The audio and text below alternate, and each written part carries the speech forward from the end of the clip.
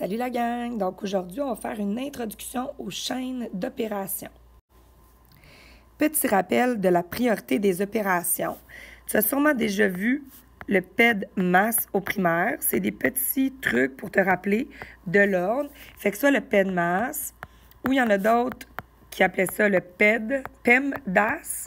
Et si tu es allé à l'école en anglais, peut-être que toi, tu as vu le BEMDAS ou le BEDMAS, tout dépendant dans quel ordre tu l'écris. Ça veut tout dire la même chose. C'est la priorité des opérations. Qu'est-ce que tu dois faire en premier? C'est les parenthèses. D'où le B si tu es allé en anglais. Fait que si tu es allé à l'école en anglais, le B, c'est pour dire brackets. Mais c'est exactement la même chose. Deuxième priorité d'opération, c'est les exposants. Et à ça, on ajoute, même priorité, la racine carrée. Ensuite de ça, multiplication et division ont la même priorité. Comment tu vas savoir c'est lequel des deux que tu fais en premier? C'est celui que tu rencontres en premier, à la gauche. Donc, tu le calcules de gauche à droite. Fait que le premier que tu rencontres, en partant de la gauche, si c'est une multiplication, tu fais celle-là. C'est pour ça qu'il y a deux versions de PEDMAS ou PEMDAS, parce que ces deux-là ont la même priorité. Et c'est la même chose pour l'addition et la soustraction. Ils ont la même priorité. Et tu les fais toujours de gauche à droite. Donc, le premier que tu rencontres à gauche, c'est la première opération que tu fais. Allons-y avec un exemple. Et là, c'est très important. Je vais utiliser la méthode de l'entonnoir et je veux que tu utilises la même méthode dans ta résolution de problème. Alors, à chaque fois que tu fais un calcul, tu viens me mettre le égal à la gauche et tu vas me souligner quelle est l'opération que tu vas faire qui est prioritaire. Moi, je vais m'écrire le PEDMAS, mais comme j'ai dit, PEDMAS ou PEMDAS ou BEDMAS, c'est tout pareil. Écris ce que tu as appris au primaire. Alors ici, j'ai une addition, j'ai un exposant et j'ai une parenthèse. Alors, la première chose que je dois faire, c'est la parenthèse. Mais là, dans ma parenthèse, j'ai deux opérations. J'ai une multiplication et j'ai une addition. C'est important que dans ta parenthèse, tu fasses ta priorité d'opération. Alors, qu'est-ce qui est prioritaire entre la multiplication et l'addition? C'est la multiplication. Alors, nous allons commencer par la multiplication dans la parenthèse. La méthode de l'entonnoir, c'est que tu vas tu viens me réécrire tous les autres calculs sans faire aucun autre que celui qui est souligné. Le seul que je peux calculer ici, c'est 2 fois 6 qui me donne 12. Ensuite de ça, je remets un autre égal et je procède à ce que je peux faire ensuite qui est prioritaire. Alors, j'ai encore une parenthèse, donc je vais venir faire l'addition dans la parenthèse. Je réécris tous les autres chiffres sans les calculer. Et là, ici, 12 plus 3, ça me fait 15. Et là, je peux enlever ma parenthèse puisque j'ai fini de la calculer. Je remets mon égal et je me questionne. Il me reste une addition, une soustraction et un exposant. Donc là, je suis rendue à l'exposant, donc je vais souligner l'exposant. 13 plus 3 à la 2 veut dire 3 fois 3, donc ça me donne 9. Ensuite, je n'ai pas de multiplication et de division, donc je ne fais pas ces étapes-là. Je suis rendue à une addition et une soustraction. Ils ont la même priorité.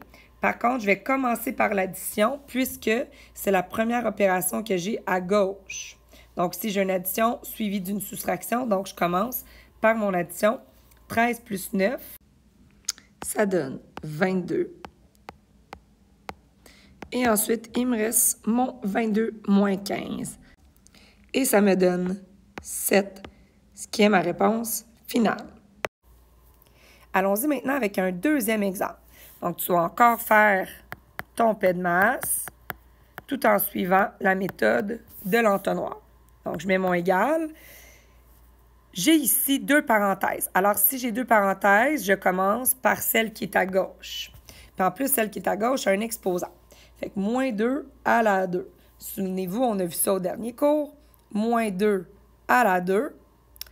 Qu'est-ce que ça veut dire? On peut peut-être venir le faire ici à la droite. Donc, j'ai un négatif qui est dans une parenthèse.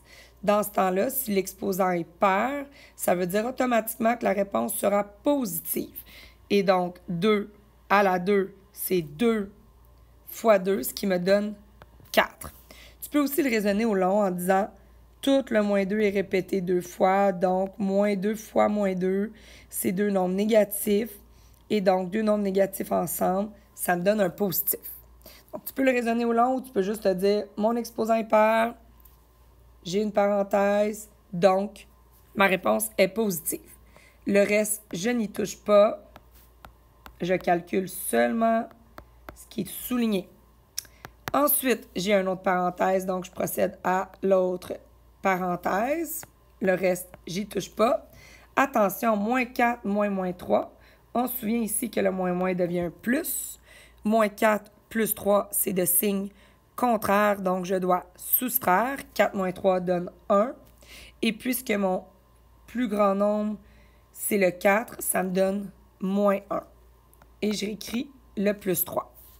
Ensuite, je n'ai pas d'exposant, mais j'ai une multiplication, donc c'est la prochaine étape que je vais faire.